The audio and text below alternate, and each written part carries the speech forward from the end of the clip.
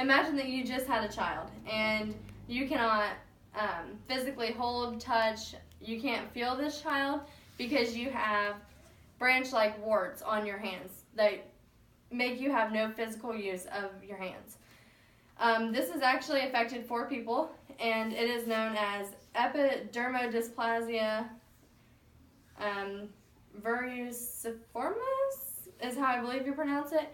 It is an immune deficiency, and it occurs when your immune systems are too weak to fight off HPV. So if you have HPV, you get warts, and when your immune system is weak, it doesn't allow you to contain those warts, so it results in you producing branch-like warts, I guess you can say, that like take over your whole hand. These growths, you can get them on your hands, your feet, your nose. The last the last case that's on the news now had it on her nose, her chin, and her ears. And those warts are actually called cutaneous horns. So in a couple of my readings, they said that the doctors that have studied this have said that they go in and, they can just like touch them freely, and they said that it is not able to be spread by physical touch. But with them only having 4 cases, I think I would be a little more cautious of that, knowing that there's not many cases and we really don't know much about it. So these branch-like warts or cutaneous horns, they can grow up to like 3 feet. So, you can imagine your hand just being completely taken over by what looks like the base of a tree.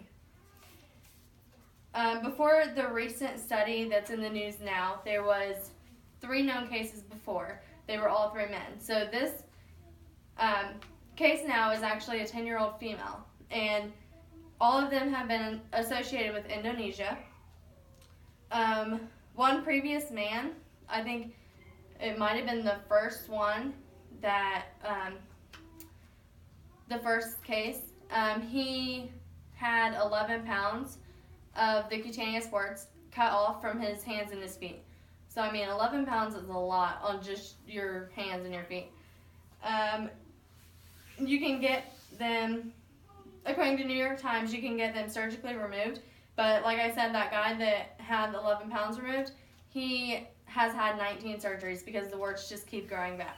So, surgery is an option, but it's not completely curable as of this time.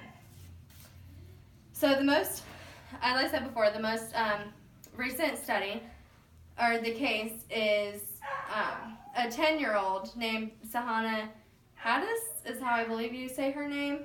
Her warts started to form on her nose and her chin and her ears. Her father finally took her to the hospital when they started growing even more.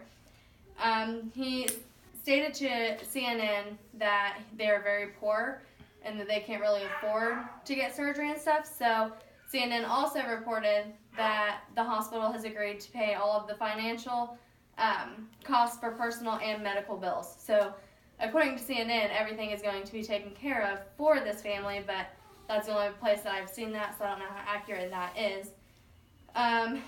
So surgery is not the only option, although it is probably the most common option for these 4 people. They also have tried heat radiation, injections, and pain vitamins or antiviral medications. I did not find anything on how those particularly went. When you're only working with 4 cases, it's kind of hard to judge what works better and what don't, because this is actually a very fatal disease if you let it go. So I think out of the 3 men, only 1 has survived. The other 2 might have been fatal. And then this girl, they say that they've caught it early enough that they think that she is in really good standings to actually be able to fight this and get it surgically removed and live life. So, although the cases of these have all happened in Indonesia, I think that it is extremely important for all of us to understand what it is and just kind of get a basic idea. This is something that is very, very rare, but also very important and very serious. So I think everyone just needs to get an idea of what tree man syndrome really is.